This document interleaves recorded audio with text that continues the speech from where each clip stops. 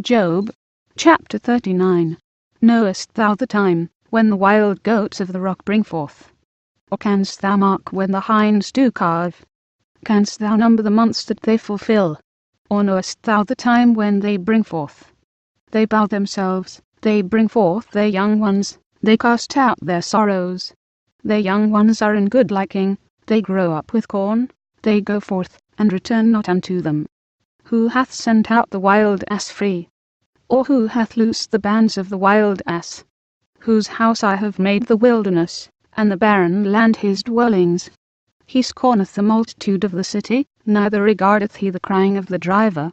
The range of the mountains is his pasture, and he searcheth after every green thing. Will the unicorn be willing to serve thee, or abide by thy crib? Canst thou bind the unicorn with his band in the furrow? Or will he harrow the valleys after thee? Wilt thou trust him, because his strength is great? Or wilt thou leave thy labour to him?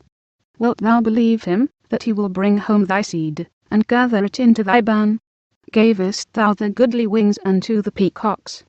Or wings and feathers unto the ostrich? Which leaveth her eggs in the earth, and warmeth them in dust, and forgetteth that the foot may crush them, or that the wild beast may break them. She is hardened against her young ones, as though they were not hers.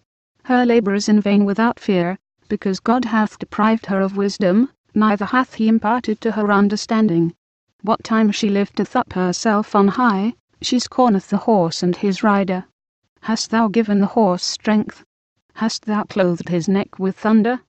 Canst thou make him afraid as a grasshopper? The glory of his nostrils is terrible.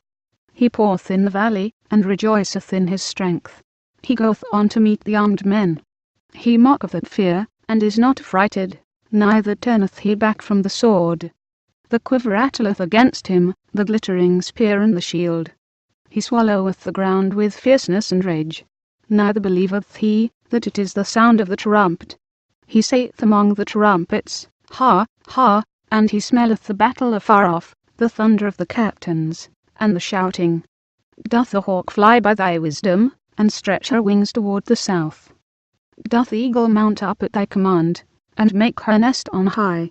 She dwelleth and abideth on the rock, upon the crag of the rock, and the strong place. From thence she seeketh the prey, and her eyes behold afar off. Her young ones also suck up blood, and where the slainer, there is she.